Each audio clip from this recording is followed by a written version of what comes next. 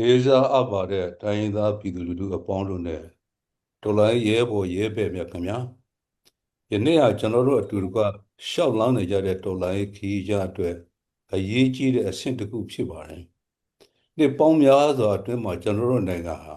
အာဏာလိုချွန်စုစည်းမှုဂတိကဝပြက်ကွက်မှုများနဲ့မတရားမှုများကိုထပ်ခါကြုံတွေ့ခဲ့ရပါတယ်တချို့အချိန်တွေမှာနိုင်ငံရေးဖွင့်လှစ်မှုများရှိခဲ့တော်လဲ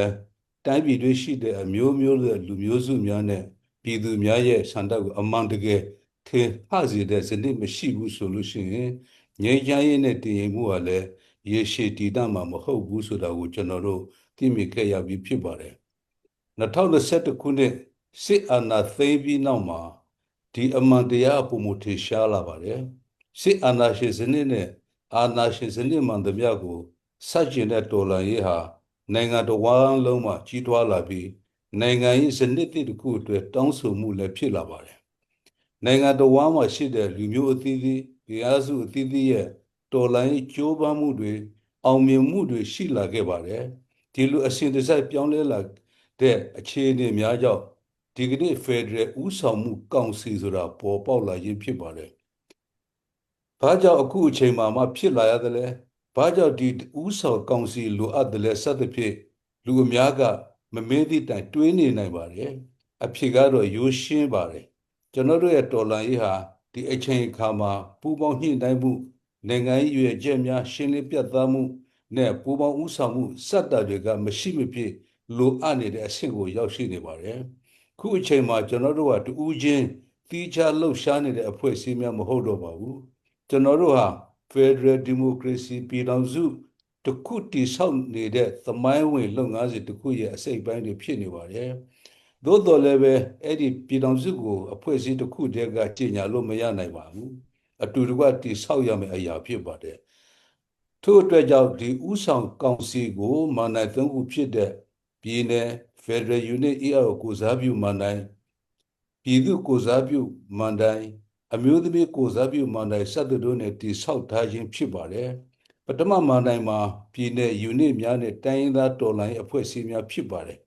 နှစ်ပေါင်းများစွာအတွင်းမှာပြည်내အသီးသီးကတိုင်းရင်းသားတော်လှန်ရေးအဖွဲ့များဟာကိုယ်ပိုင်ဒေသများအတွင်းမှာလက်နက်တော်လှန်ရေးနဲ့နိုင်ငံရေးတော်လှန်ရေးကိုဆောင်ရွက်လာခဲ့ကြပါတယ်ကျွန်တော်တို့ရဲ့လူထုကိုကာကွယ်ခဲ့ကြပြီးကိုယ်ပိုင်အမျိုးသားလက္ခဏာများကိုထိန်းသိမ်းခဲ့ကြပါတယ်ဖက်ဒရယ်စနစ်အတွက်အမျိုးအမြင်ကိုဆက်လက်ထိန်းသိမ်းခဲ့ကြပါတယ်ဒီမှတိုင်းမှာပါဝင်ခြင်းဟာတမိုင်းနဲ့တာဝန်နှစ်ခုစလုံးကိုထင်ဟစေပါတယ်အဲ့လိုပါပဲဖက်ဒရယ်စနစ်ဟာ theory တစ်ခုသာမဟုတ်ပါဘူးပြည်내 ယူနစ်များနဲ့လူမျိုးစုများရဲ့ကိုယ်ပိုင်ပြတ်တန်းခွင့်အပေါ်မှာအခြေခံထားပါတယ်ဒီမှတိုင်းရဲ့အနာဂတ်ပြည်ထောင်စုရဲ့အခြေခံဖြစ်လာမဲ့နိုင်ငံရေးအစုအဖွဲ့များကိုစားပြုပါတယ်အဲ့ဒီအတွက်ကြောင့်ဒီ Federal Democracy ပြည်ထောင်စုပေါ်ထွန်းရင်ဥဆောင်ကောင်စီဟာလက်ရှိတော်လှန်ရေးအတွက်သာမဟုတ်ပဲ Federal အုပ်ချုပ်မှုစနစ်ကိုအခြေခံမှစတင်တည်ဆောက်ဖို့ရည်ရာကိုလည်းရည်ရွယ်ထားခြင်းဖြစ်ပါတယ်နောက်တစ်ခုကျွန်တော်အထူးအလေးထားတင်ပြလိုတဲ့မန်နိုင်ကတော့အမျိုးသမီးကိုစားပြုမန်နိုင်ဖြစ်ပါတယ်ဒီမန်နိုင်ကိုသရုပ်ပြထက်သွင်းခြင်းမဟုတ်ပါဘူးအစဉ်တစိုက်မာရွေပြက်ကွက်ခဲ့တဲ့အခြေအနေတစ်ခုကိုပြန်လည်မာကန်စေခြင်းဖြစ်ပါတယ်အမျိုးသမီးများအများအားကျွန်တော်တို့တော်လှန်ရေးရဲ့အရေးကြီးတဲ့အစိတ်ပိုင်းဖြစ်ခဲ့ကြပါတယ်အကောင်းဆောင်များဖြစ်စီမံခန့်ခွဲသူများဖြစ်လူထုကိုထောက်ပံ့ပေးသူများဖြစ်လူမှုအတိုင်းဝိုင်းကိုထိန်းသိမ်းကာထားသူများအဖြစ်ပါဝင်ခဲ့ကြပါတယ်သို့တော်လည်းပဲဥဆောင်မှုအဆင့်မှာတော့သူတို့ရဲ့အခမ်းကဏ္ဍကိုလုံလောက်စွာအတိအမှပြုခဲ့တာမျိုးမရှိခဲ့ပါဘူးဒီတစ်ချိန်မှာ၎င်းတို့ရဲ့မန်နိုင်တစ်ခုအဖြစ်သတ်မှတ်ခြင်းဟာအနာဂတ်ဖက်ဒရယ်ဒီမိုကရေစီမှာမဖြစ်မနေပါဝင်ရမယ့်အဓိကအချက်တစ်ချက်ဖြစ်ကြောင်းကိုပြသခြင်းဖြစ်ပါတယ်မန်တိုင်း၃ခုစလုံးဟာသဘောတရားသင်္ကတများတာမဟုတ်ပါဘူးဒီမန်တိုင်း၃ခုစလုံးဟာဒီကနေ့ကျွန်တော်တို့ရဲ့လှုပ်ရှားမှုအတွင်းရှိနေတဲ့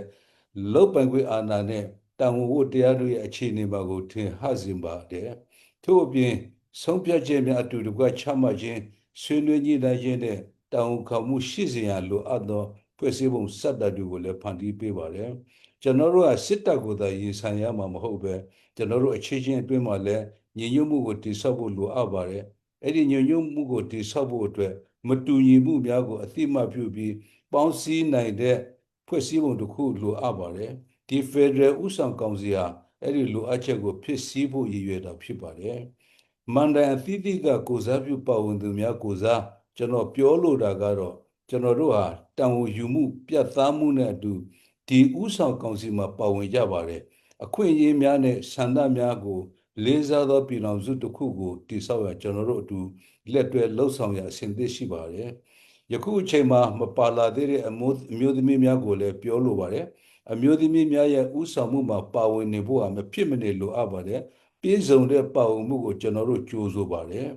ပြည်သူလူထုကိုလည်းဒီဥဆောင်ကောင်စီဟာတင်တို့ရဲ့ကောင်စီခင်ဗျားတို့ရဲ့ကောင်စီဖြစ်ပါတယ်လို့ပြောချင်ပါတယ်ပြည်သူလူထုတွေရဲ့အားထုတ်မှုများပြည်သူလူထုရဲ့သွေးနဲ့ချွေးများ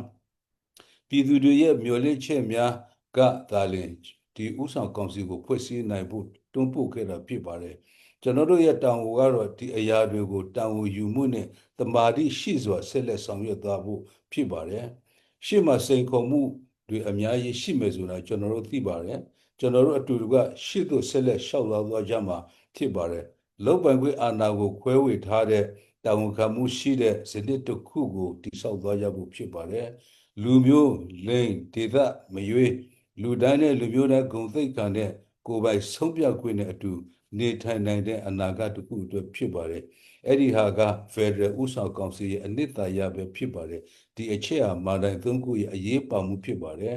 အဲ့ဒီအတွက်ကြောင့်ကျွန်တော်တို့တွေအတူတကွရှစ်တို့ဆက်လက်ရှောက်လန်းသွားကြပါစို့လို့တိုက်တွန်းရင်းနှီးကုန်းချုပ်အပ်ပါတယ်အားလုံးကိုကျေးဇူးတင်ပါတယ်